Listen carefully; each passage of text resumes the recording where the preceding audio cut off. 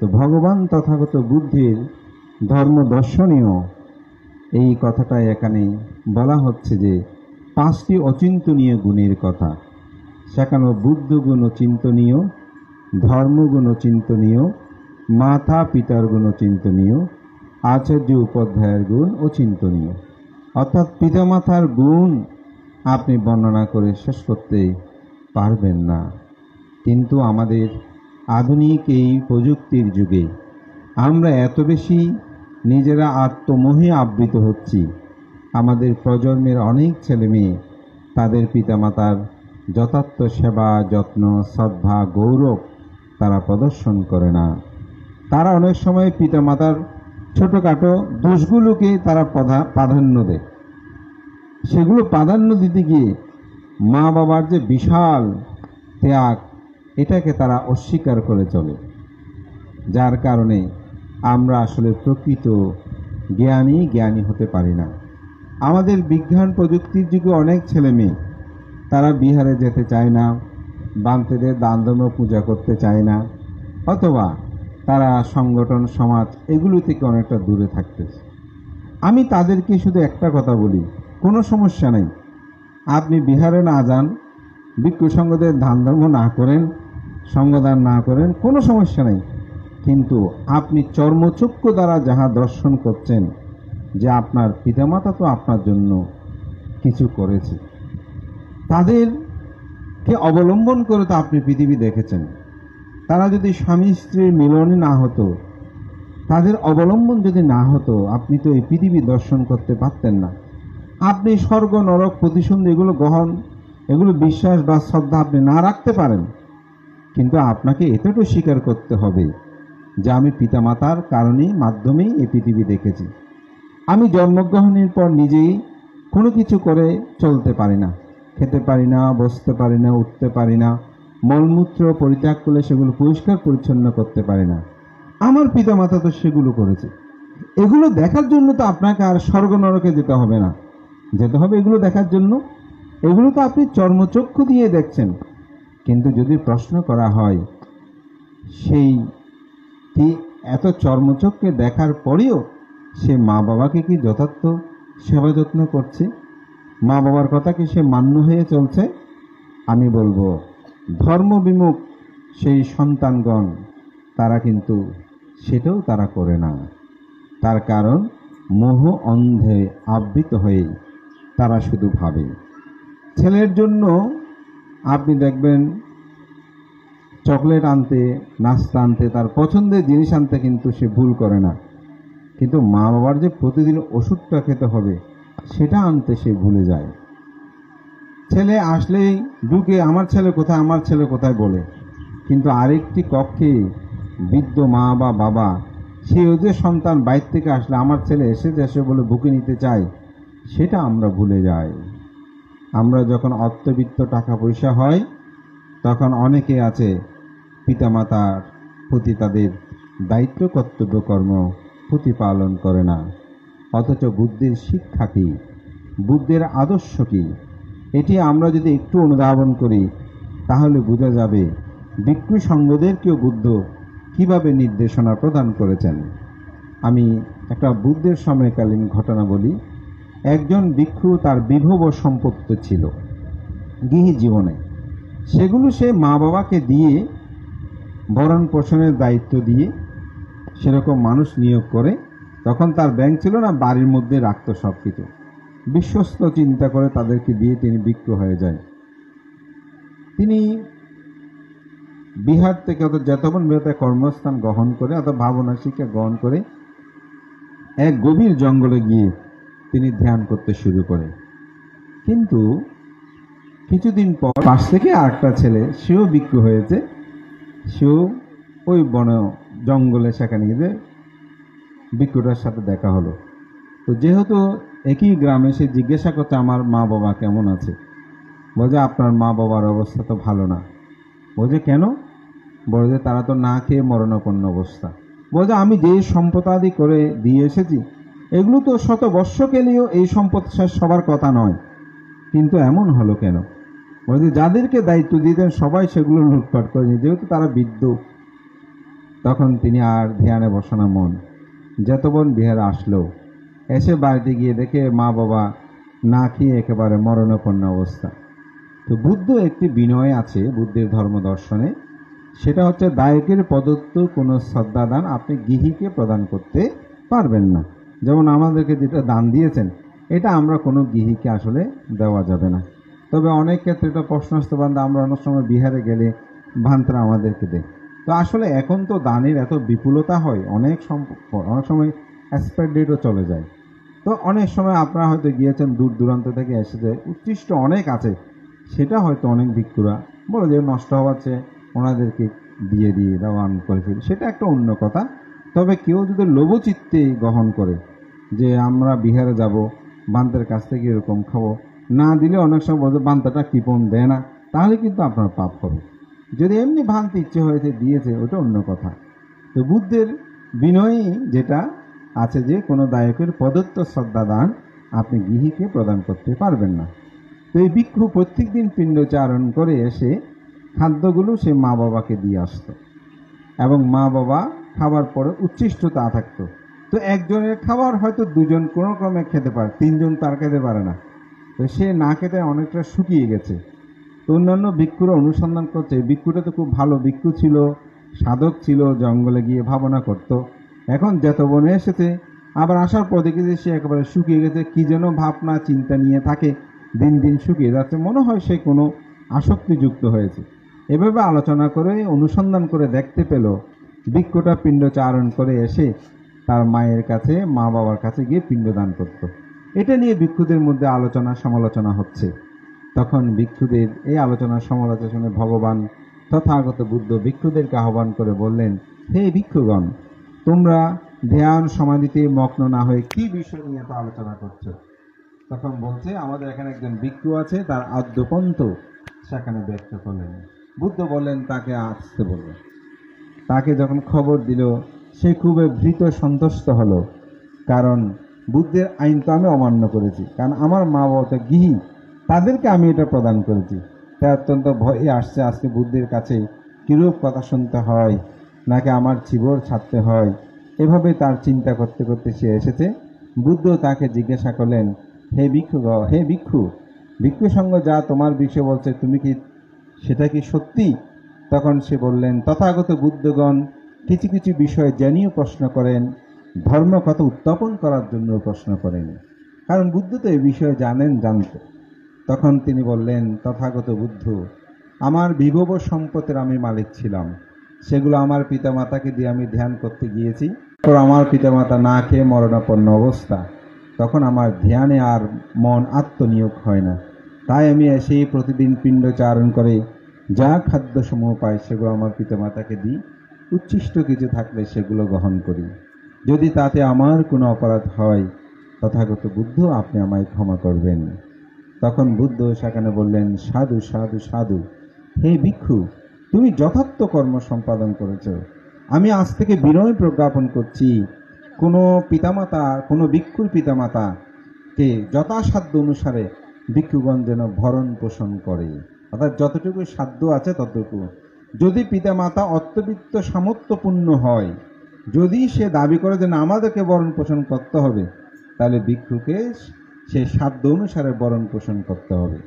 যদি পিতামাতা মলমূত্রের মধ্যে পড়ে থাকে, তাদের কাপড় চোপড়গুলো সেগুলো ভিক্ষু চাইলে ধৌত করে দিতে পারবে। এভাবে বুদ্ধ ভিক্ষুদেরকেও প্রজ্ঞাপন করেছেন, বিনয় প্রজ্ঞাপন করেছেন, ভিক্ষুদেরকে এটা করতে হবে। সুতরাং একজন গৃহী হয়ে তার পিতামাতার প্রতি দায়িত্ব কর্তব্য কি? আপনি নিজেও তো পিতামাতা হবেন, সে বিষয়টা যদি আপনি ভাবেন, আমার মনে হয় আপনার পিতামাতা আপনার জন্য কি করেছে সেটা আপনি সহজে অনুধাবন করতে পারবেন। আমার একটা বাস্তব উদাহরণ বলে, আমার এক পরিচিত, ওনারা 2-3 বোন, ওনার মার একটা জায়গা আছে। এক বোনে মায়ের থেকে জায়গাটা যে কোনো প্রকারে নিয়ে নিয়েছে। তা আমার পরিচিত যিনি, উনি বলছেন, ভান্তে আমার তাতে মনটা খারাপ, আমার মা একজনকে কেন দিয়ে দিল। তখন তিনি নাকি আমাকে বলছে, ভান্তে আমি বছরখানে ওনার সাথে কোনো মায়ের ভরণ পোষণ আমি করিনি, কিন্তু তিনি যখন নিজের সন্তানের মা হলেন, এবং মেমন হাসপাতালে ওনাকে ভর্তি করা হলো, ওনার ডেলিভারি হবে। ঠিক সেই সময়ের মানসিক যে চাপ এবং সন্তান ভূমিষ্ঠ দেওয়ার যে কষ্ট, সেটা তিনি চিন্তা করে বলছে, ভান্তি আমি হঠাৎ ভাবলাম আমার মাও তো আমার জন্য এরকম কষ্ট করেছেন, আমি কেন সামান্য সম্পদের জন্য মা থেকে এত দূরে আমি অবস্থান করছি, মাকে আমি খবর নিচ্ছি না, টাকা পয়সা দিচ্ছি না। বধবান্ধবের সাথে সাথে আমার মন থেকে সম্পদের বিষয়টা চলে গেছে। এরপর থেকে আমি মায়ের খবর নিই, যথাসাধ্য আমি মায়ের সেবা করি, টাকা পয়সা দিই। আসলে এটা হচ্ছে আমাদের আত্ম উপলব্ধি। এটি যদি আমাদের মধ্যে না থাকে, আমি মনে করি আমরা কখনো মাতা পিতার গুরুত্বটাকে আমরা অনুধাবন করতে পারবো না। তাই আজকের প্রজন্মদেরকে আমি বলবো, আমাদের এসআই চিম্পু সহ পিন্টু, তারা ভাই বোন যারা জ্ঞাতি স্বজন, তারা যেমন আজকে এই মাতৃপিতৃ পূজা করছেন, তাদের যদি শত ইচ্ছেও থাকে যে আমার মা বাবাকে এরকম একটা অনুষ্ঠান দেখাবো, অনেক টাকা পয়সা দেব, অনেক সেবা করব, এটা কিন্তু আজকে তাদের পক্ষে সম্ভব নয়। তাই জীবিত থাকতে পিতামাতাকে সেবা করবেন, শুশ্রূষা করবেন, আমি মনে করি তবেই আপনাদের যথার্থ সেবাপূর্ণ হবে। আমাদের পরম শ্রদ্ধেয় সাদানন্দ মহাতেরও বনবান্তের একটি কথা আমি প্রায় আমার দেশনায় বলি, আমার খুব ভালো লাগে দেশনাটা। তো দেশনাটা হচ্ছে আমার একটা পরিচিত, সে এখন জাপান থাকে, সবুজ বড়ুয়া তার নাম, হারবাঙে সম্ভবত বাড়ি তার। তো তার মা যখন মারা যায়, সাপ্তাহিক একটি অনুষ্ঠানে তার বক্তব্যটা ছিল। তো সেখানে সে বলছে যে বনভান্তের কাছে গিয়েছে একটু আশীর্বাদ নেওয়ার জন্য। তো বনভান্তকে বন্দনা করে বলছে, ভান্তে আমার একটু আশীর্বাদ করবেন, আশীর্বাদ করবেন। তো বনভান্তে বলছে, ব্রহ্মা দেখেছো ব্রহ্মা? তো ব্রহ্মলোকে তো ব্রহ্মা থাকে, ব্রহ্মা কোথায় দেখবে? চুপ করে আছে। বলে তোমার বাবা মা বেঁচে আছে? বলে ভান্তে বাবা বেঁচে নাই, মা বেঁচে আছে। বলে যে বল, ব্রহ্মা দেখেছি। তো ভান্তের মুখে মুখে বলতে হলো ব্রহ্মা দেখেছি। তো এখন ভান্তে বলছে, যাও বাড়িতে গিয়ে ব্রহ্মার পূজা করো, তোমার আশীর্বাদ হয়ে যাবে। অর্থাৎ মা বাবাকে আপনি সেবা করেন, পূজা করেন। আমাদের পরম শ্রদ্ধেয় উপায়াযুতা মহাতের ওনার একটা বক্তব্য আমি সোশ্যাল মিডিয়ায় দেখলাম, আমার খুব পছন্দ হয়েছে কথাটা। বলে যে আমাদেরকে ভিক্ষু সংঘকে আপনি দান না করেন, পাপ হবে না, দান করলে পুণ্য হবে। কিন্তু আপনি যদি পিতামাতাকে সেবা না করেন, তাহলে কিন্তু পাপ হবে। তো এটাই আমাদের অনুধাবন করার যোগ্য। আপনি যতই দোষ দেখেন, অনেক সময় আমরা পিতামাতার বলে যে বানতে এই দোষ আছে, সেই দোষ আছে। অনেকে বলে বানতে কি করব, উনি বিড়ি খেতে নিষেধ করলেও খাই, পানে জর্দা না দিলেও খাই, এই সেই এরকম অনেক কিছু বলে। আমাদের ছোটবেলায় আমরাও মা বাবার অনেক কথা শুনিনি, তারা কি আমাদেরকে ঘর থেকে বের করে দিয়েছে? তা তো দেয় নাই। কিন্তু এখন কেন আপনি সেগুলো সহ্য করতে পারেন না? সেটাকে এত দোষ বলে, বেশি কথা বলে, যেখানে যেখানে এরকম অমুক করে সমুখ করে। আপনি ক্ষুদ্র বিষয়গুলোকে অনেক বৃহৎ মনে করে আপনি পিতামাতা থেকে দূরে, কিন্তু আপনার বৃহৎটাকে ক্ষুদ্র মনে করে মা বাবা আপনাকে আপন করে নিয়েছিল, সেটা আপনি ভাবেন না। তো সেজন্য একটা খুব সুন্দর উদাহরণ আছে আমাদের আজান সাহা, একজন থাইল্যান্ডের বিখ্যাত বুদ্ধ ভিক্ষু। একটি গর্তের মধ্যে একটা সোনের মেডেল দেওয়া হয়েছে। তো সবাই হাত দিচ্ছে, কিন্তু মেডেলটা নিতে পারছে না। তো বলছে গর্তটা গভীর, গর্তটা গভীর, সবাই শুধু সেটা বলছে। তো একজনে হাত দিয়েই গর্তটা থেকে সোনের মেডেলটা নিয়ে নিল। তার হাতটা যে খাটো, তার হাতটা যে বেঁটে, সেটা সে বলছে না, কিন্তু বলছে বারবার গর্তটা গভীর। অর্থাৎ আমরা অপরকে দায়ী করতে বেশি আগ্রহী, কিন্তু আমার হাতটা যে বেঁটে ছিল সেজন্য আমি নিতে পারি নাই, সেটা সে বলছে না। আরেকজনে তো নিয়ে নিয়েছে, কেন? তার কাছে কিন্তু গর্তটা গভীর হয় না, কারণ তার হাতটা লম্বা। তা আমরা মা বাবাকে সবসময় দোষী করি, কিন্তু আমার দোষ যে কি সেটা আমরা কিন্তু অনুধাবন করি না। সেটা যদি একটু অনুধাবন করি, তাহলে আমরা কখনো পিতামাতা থেকে দূরে যাব না। বুদ্ধ সেজন্য বলেছেন, সুকামাত্থায়াতা লোকে আতোপেত্থায়াতা সুকা, সুকা সামায়াতা লোকে আতো ব্রহ্মায়তা সুখা, জগতে মাতৃভক্তি সুখকর, পিতৃভক্তি সুখকর, সাধু সৎপুরুষ ভক্তি সুখবোধ। তাই আজকের দেশনা আমি দানীয় বিভিন্ন কথায় না গিয়ে শুধু একটা বিষয়ে বলেছি, আপনারা জীবিত থাকতে মাতা পিতাকে সম্মান শ্রদ্ধা গৌরব করবেন। আর মৃত্যুর পরে এটা তো অবশ্যই আজকে যেটা করেছেন আমাদের যে উপাসক প্রয়াতন, তার যে অবদান কর্ম এখানে সেটা উপস্থাপিত হয়েছে। আজকের উপস্থাপককে আমি অসংখ্য ধন্যবাদ আশীর্বাদ জানাই। ওনার উপস্থাপনার প্রতিটি পর্যায়ে আমাকে মুগ্ধ করেছে। সভা শুরুর পূর্বে সভাপতিকে এসে বন্দনা জানাতে আমি এখন সভা শুরু করি।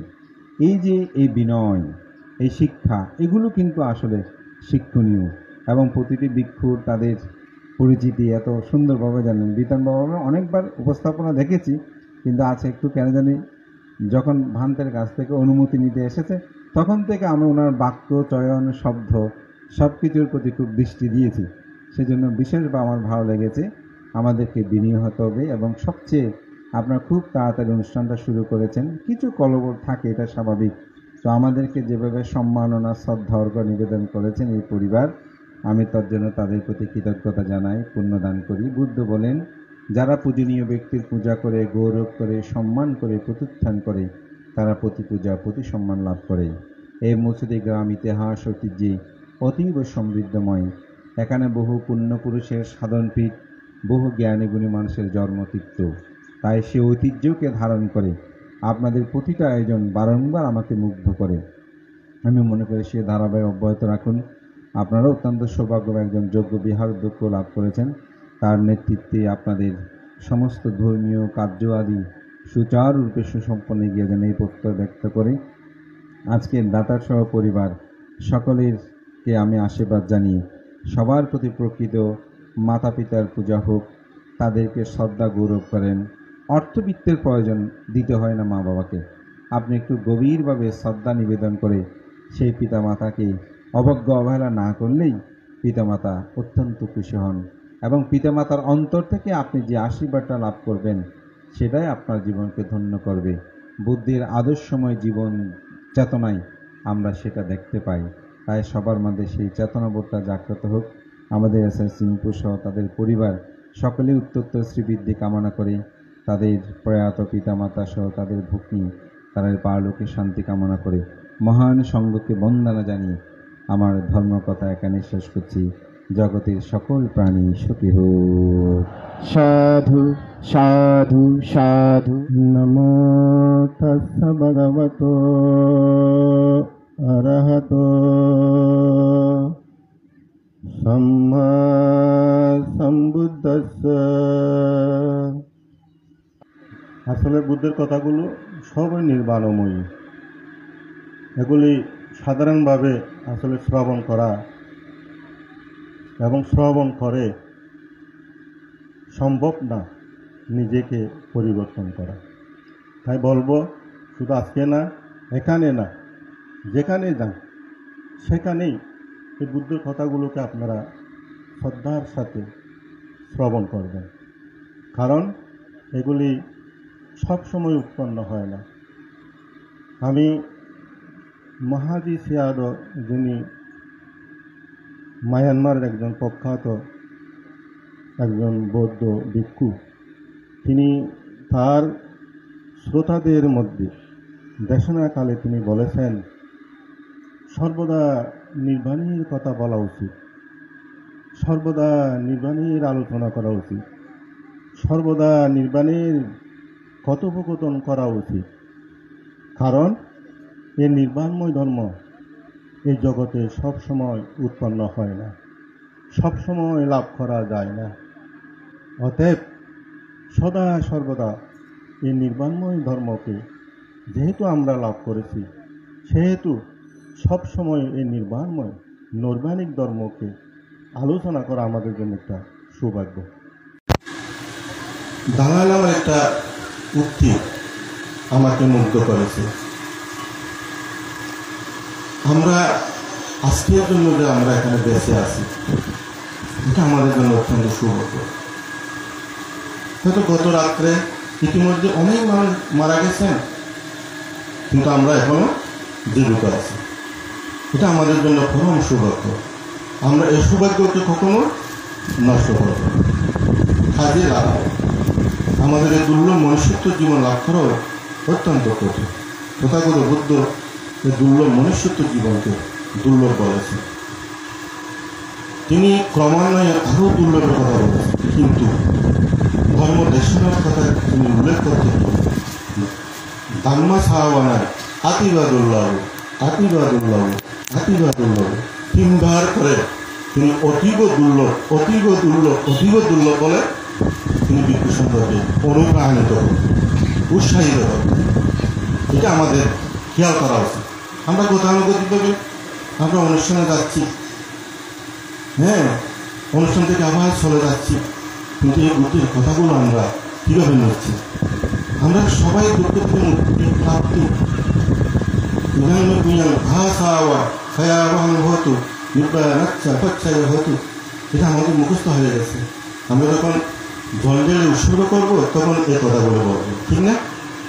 এই কথাগুলো আমাদের জন্য মুখস্থ হয়ে গেছে, কিন্তু অন্তরের সাথে কতটুকু সামঞ্জস্য হয়েছে এটা কিন্তু আমাদের ভাবা উচিত। দিন চলে যাচ্ছে, কখন ভাববো আমরা, কখন চিন্তা করবো, কখন এগুলিকে আমাদের জীবনে কাজে লাগাবো, ভাবা উচিত নয় কি? আমি কেন এই জন্য বলছি, যেমন একটু আগে থাইল্যান্ডের একজন প্রখ্যাত অরহত নামে খ্যাত আসান চার কথায় প্রিয়ভাজন এক লোকচিত মাহাতের উল্লেখ করেছেন। আমি একটু কথা উল্লেখ করছি, তিনি একটু উদাহরণ বলেছেন। একটা দড়ি যদি কোনো একটা কুটিতে বাঁধা থাকে, কেউ যদি সেটাকে ওই একটা লাঠিকে, হ্যাঁ, এটা ফেঁসাতে থাকে, তাহলে ফেঁসানোকে শেষ হবে এটা ফেঁসানো সম্ভব হবে না। কারণটা ওই দড়িটা একটা খুঁটিতে বাঁধা আছে, তেমন না? যদি বন্ধন মুক্ত করা না হয় তাহলে সম্পূর্ণ ফেঁসানো সম্ভব না। অতএব আমরা সকলেই দুঃখ থেকে মুক্তি প্রাপ্তি, কিন্তু আমরা কোনো না কোনোভাবে কোনো এক জায়গায় আমরা বন্ধনে বন্ধিত, ঠিক না? তাহলে কিভাবে আমরা দুঃখ থেকে মুক্ত হব? আমাদের দুঃখ শেষ করতে পারবো? কখনো সম্ভব না। এই জন্য তথাগত বুদ্ধের শিক্ষা হচ্ছে দানের শিক্ষা, শীলের শিক্ষা, সমাধির শিক্ষা, প্রজ্ঞার শিক্ষা। কেন দিয়েছেন? ওই বন্ধন থেকে মুক্ত হওয়ার জন্য। যদি আমরা প্রকৃতপক্ষে আসবকে ক্ষয় করতে চাই, নিবৃত্তি করতে চাই, নিরুদ্ধ ধর্ম লাভ করতে চাই, তাহলে আমাদেরকে অবশ্যই দানের শিক্ষা, শীলের শিক্ষা, সমাধির শিক্ষা, প্রজ্ঞার শিক্ষায় আলোকিত হতে হবে। আমরা হচ্ছে কি, যেমন মঙ্গলসূত্রে বলা হয়েছে দান আইনসা এই তাং মঙ্গলা মুক্তামান, দানও সচ্চা করা মহামঙ্গল বলেছেন। যেমন আজকে আমরা সঙ্গদান করছি, আমরা সঙ্গক্ষেত্রে দান করছি। যেমন তথাগত সম্যক সম্বুদ্ধের সময় একজন উপাসক, যার নাম উগ্র শ্রেষ্ঠী, তিনি সাধারণ উপাসক নন, তিনি অনাগামী ছিলেন, তিনি দেবতাদের প্রিয় ছিলেন। তার 8টি মহা আশ্চর্য গুণ ছিল, তৎমধ্যে আমি একটাই বলবো এখানে। তিনি সঙ্গকে প্রতিনিয়ত দান করতেন। কোনো কোনো দেবতা থাকে বলতেন, হ্যাঁ উগ্র শ্রেষ্ঠী, আপনি অমুক ভিক্ষুকে দান দিবেন, কারণ তিনি পরিসম্বিদালারী। আপনি অমুক ভিক্ষুকে দান দিবেন, কারণ তিনি অরহত্ত মার্গে প্রতিষ্ঠিত। আপনি অমুক ভিক্ষুকে দান করবেন, উনি খুব বিশুদ্ধ এবং শীলবান। আপনি অমুক ভিক্ষুকে দান করবেন, উনি এমন এমন গুণী ভিক্ষু। আরও কিছু কথা বলতেন, অমুক ভিক্ষুকে দান দিবেন না, অমুক ভিক্ষু দোষী, অমুক ভিক্ষু ভালো না। এভাবে থাকে দেবতারা বলে দিত। কিন্তু উগ্র সৃষ্টি যখন সঙ্গক্ষেত্রে দান দিতেন, তিনি কোনো ভেদাভেদ করতেন না, কোনো পার্থক্য করতেন না। সব ভিক্ষুই তার ক্ষেত্রে সমান সমান দৃষ্টি তিনি সঙ্গক্ষেত্রে দান দিতেন। কারণ এসা বুদ্ধ হাতিতা আসা সামুদ্দা বালকা কামা। এত বুদ্ধ এবং সঙ্গ জগতের মধ্যে আবির্ভূত হয়েছেন এবং গত হয়েছেন, সমুদ্রের বালুকা রাশি গণনা করে শেষ করা যাবে, কিন্তু বুদ্ধ এবং সঙ্গের সংখ্যা দেওয়া সম্ভব নয়। এবং বর্তমান অনেক সঙ্গ পৃথিবীতে বিদ্যমান আছে, ভবিষ্যতে আর অনেক সঙ্গ জগতের মধ্যে বিদ্যমান আছে। যখন আমরা সঙ্গ বন্দনা করি, আমরা কি বলি? এইসা বুদ্ধ আতিতা আসা, এইসা বুদ্ধ অনাগাতা ফাসু পান্নাসা এ বুদ্ধা আহং বন্দামি সাব্যদা। এভাবে আমরা সঙ্গকে বন্দনা করি, কেমন না? অতীত, বর্তমান, ভবিষ্যৎ সঙ্গকে উপলক্ষ করে আমরা বন্দনা করি। তাহলে ভবিষ্যতে এখনো বিজ্ঞ হননি যারা শ্রামণ, তারাও ভবিষ্যতে সঙ্গের মধ্যে অন্তর্ভুক্ত হবে। শ্রামণ হননি কিন্তু ভবিষ্যতে অনেক গৃহী থেকে বিজ্ঞ হবে, তারাও সঙ্গের মধ্যে গণনা করা হচ্ছে। এমন সময় আসবে, এই শিবর আমরা যেগুলো ধারণ করেছি এগুলি ধারণ করবে না, ব্রাহ্মণের মতো পৈথা গলায় দেবে। তখনও যদি কোনো সৎপুরুষ, ধর্মপ্রাণ উপাসক উপাসিকা সঙ্গক্ষেত্রে যদি সঙ্গ চেতনা, ত্রিকালের দ্বিবিধ সঙ্গ কি? লৌকিক এবং লোকোত্তর সঙ্গ। লৌকিক সঙ্গ কারা? যারা আমরা এখানে বসে আছি, যারা এখনো আমরা শ্রোতাপন্ন হইনি, শক্তিদাগামী হয়নি, অনাগামী হয়নি, অরহত্ব হয়নি, কিন্তু আমরা প্রার্থী। আমরা সেই জ্ঞান, সেই অনুশীলন আমরা চালিয়ে যাচ্ছি, কিন্তু আমরা এখনো লোকোত্তর মার্গে আমরা উপনীত হয়নি। আমরা লৌকিক এবং সম্মতি সঙ্গ। এবং যারা লোকোত্তর সঙ্গ, পারমার্থিক সঙ্গ, যারা শ্রোতাপন্ন শক্তিদাগামী অনাগামী অরহত্ব হয়েছেন, তারাই এই দ্বিবিধ সঙ্গ, এই ত্রিকালের সঙ্গকে আজকে পিন্টু বড়ুয়া, চিম্পু বড়ুয়া, রিম্পু বড়ুয়া সহ আপনারা সকলেই সঙ্গক্ষেত্রে দান দিচ্ছেন। এই চেতনা আপনাদেরকে অবশ্যই রাখতে হবে। যখন আপনারা সঙ্গদানের মন্ত্র বলবেন, তখন আপনাদের চেতনাটা সেভাবে হওয়া উচিত। কোথায় দিচ্ছি আমরা, কাকে দিচ্ছি, কীভাবে দিচ্ছি। এই জন্য বুদ্ধ আমাদেরকে সর্বক্ষেত্রে মাইন্ডফুলনেস, মনোযোগী হওয়ার জন্য আমাদেরকে শিক্ষা দিয়েছেন।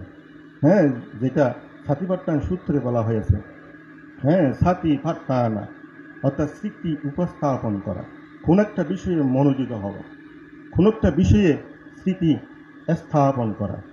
তাহলে আমরা যদি এখানে সেই বিষয়ে যদি আমরা যদি স্মৃতিটা স্থাপন করতে না পারি, মনোযোগ যদি আমরা সৃষ্টি করতে না পারি, তাহলে আমরা কোথায় দিচ্ছি, হ্যাঁ, কি করছি সেটা আমাদের মধ্যে থাকবে না। যেটা হিটফুলনেস, হ্যাঁ, অপ্রমত্ততা আমাদের মধ্যে থাকতে হবে। যেমন পঞ্চশীল দেওয়ার পরে আপ্পামা দিনা সম্পা দিতা, এ কথাটি বলেছেন আমাদের বড় বানকে, কেমন না? কি বলছেন?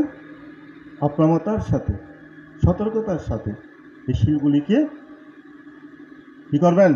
চর্চা করবেন, অনুশীলন করবেন। আমরাও কিন্তু গ্রহণে কিন্তু এত এক্সপার্ট হয়ে গেছি, দক্ষ হয়ে গেছি, কেমন না?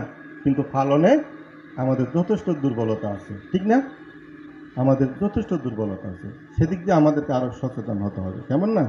তো সচেতন হতে পারলেই, যেটাকে অ্যাওয়ারনেস বলা হয়, নিজের মধ্যে যতক্ষণ পর্যন্ত আপনি জাগ্রত করতে পারবেন না কোনো কিছু, আপনার মধ্যে যখনই বোধশক্তি হবে না, তখন আপনি কিছুই অর্জন করতে পারবেন না।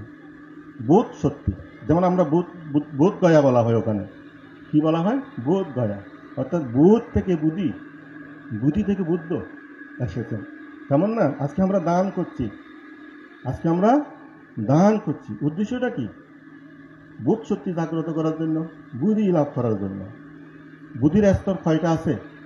শ্রাবকত্ব বুদ্ধি, মহাশ্রাবকত্ব বুদ্ধি, অগ্র শ্রাবকত্ব বুদ্ধি, পশ্চকত্ব বুদ্ধি, সম্যক সম্বুদ্ধত্ব বুদ্ধি। বুদ্ধি মানে কি? চতুরার্য সত্য জ্ঞান লাভ করা, এটা একটা স্তর আছে, কেমন না? আমরা দান করছি, উদ্দেশ্যটা কি? সেই বোধ শক্তি জাগ্রত করার জন্য, অ্যাওয়ারনেস, সজাগতা আমাদের মধ্যে সৃষ্টি করার জন্য। এটা যদি আমরা সৃষ্টি করতে না পারি, আমাদের এটা হচ্ছে কি স্বয়ংক্রিয়ভাবে সেটা, সেই জ্ঞানটা আপনার মধ্যে উৎপন্ন হবে।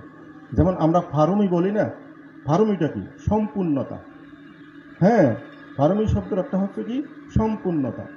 পারমিতা, কোনো অপূর্ণতা থাকে না, যেটাকে বলা হয় আলো প্রাপ্ততা, হ্যাঁ, আলো প্রাপ্ততা, সম্পূর্ণ আলো প্রাপ্ততা আপনার মধ্যে আমার মধ্যে সেই আলো প্রাপ্ততা করাবে যদি আমাদের মধ্যে সেই সজাগতা থাকে, কেমন না, সেই বোধ শক্তি উৎপন্ন হয়। যতদিন পর্যন্ত আমাদের মধ্যে সেই বোধ শক্তি উৎপন্ন হবে না ততদিন আমরা কিছুই অর্জন করতে পারবো না। তো ধর্মপ্রাণ উপাসক উপাসিকা, তো আমি সে বিষয়ে নিজের মধ্যে নিজের মধ্যে আমাদেরকে কীভাবে বোধ সৃষ্টি সৃষ্টি করতে পারি, আমি একটা ছোট্ট একটা গল্প বলতে পারি, তিব্বতীয় গল্প, যেটা একজন সোর, কেমন না, তিনি শেষ বয়সে এসে ভিক্ষু হয়ে গেছেন, তিব্বতী ভিক্ষু হয়ে গেছেন। ভিক্ষু হওয়ার পর তিনি একদিন এক বাড়িতে চলে গেছেন। এক বাড়িতে যাওয়ার পর সেই বাড়ির গৃহকর্তা তাকে বাড়িতে দিয়ে অন্যত্র চলে গেছেন কিছুক্ষণ অপেক্ষা করার জন্য। তখন সে অপেক্ষা করতে গিয়ে ওই যে তার যে একটা সোরের স্বভাব সংস্কার যেটা ছিল, তার ডান হাত সবসময় চুরি করার যে একটা অভ্যাস ছিল, সেই বস্তু দেখার সাথে সাথে সে তার ডান হাতটা ওই বস্তুর দিকে যাচ্ছে, এভাবে যাচ্ছে ওই বস্তুটি গ্রহণ করার জন্য, চুরি করার জন্য। তখন বাম হাত সাথে সাথে সে ডান হাতকে ধরে ফেলছে, ধরে কি বলছে, চোর চোর, আমি চোর ধরেছি, আমি চোর ধরেছি, এভাবে চিৎকার করে করে বলছে। অর্থাৎ আমাদের যদি নিজের স্বভাবটা পরিবর্তন করতে হয়, সংস্কারটা পরিবর্তন করতে হয়, নিজের মধ্যে এভাবে আমাদেরকে ধরতে হবে, ঠিক না? নিজেকে যদি আমরা এভাবে যদি ধরতে না পারি, কেমন না, তাহলে আমরা কখনো জাগরিত করতে পারবো না, নিজের মধ্যে সেই বোধ শক্তি উৎপন্ন করতে পারবো না, নিজের মধ্যে সেই আলোক প্রাপ্ত হতে পারবো না। এই জন্য তথাগত বুদ্ধ আনন্দবান্ধকে বলেছিলেন, কি বলেছিলেন, দাম্মা দীপা ভিক্ষাবে বিহারাতা, হ্যাঁ, আনাইয়া সারানা, দাম্মা দীপা বিহারাতা, দাম্মা সারানা আনাইয়া সারানা। হ্যাঁ ভিক্ষুগণ, তোমরা তোমাদের মধ্যে দীপ প্রজ্বলিত করো, আলোক প্রজ্বলিত করো। কোনো উপায়ে, কোনো মাধ্যমে তোমরা সেটা অর্জন করতে পারবে না। হ্যাঁ, একমাত্র ধর্মের মধ্যে দিয়ে, ধর্মে আশ্রিত হয়ে, ধর্মে নিজেকে মনোযোগী করে তোমার সেই ধর্ম আশ্রয় প্রতিষ্ঠা করতে পারবে। তো ধর্মপ্রাণ উপাসক উপাসিকা, সময় তেমন নেই, তো আমি পরিশেষে বলবো, এই যে চিম্পু বড়ুয়া যেভাবে আমাকে সম্মানিত করছেন, যেভাবে আমাকে পূজা করছেন, আমি আসলে ভাবি জগতে অনেক অনেক প্রকার মানুষ আছে, হ্যাঁ, অনেক প্রকার মানুষ আছে জগতে। অনেকে বেশি পেয়েও অল্প দিতে চায় না, আবার অনেকে অল্প পেয়ে বেশি দেওয়ার জন্য চায়।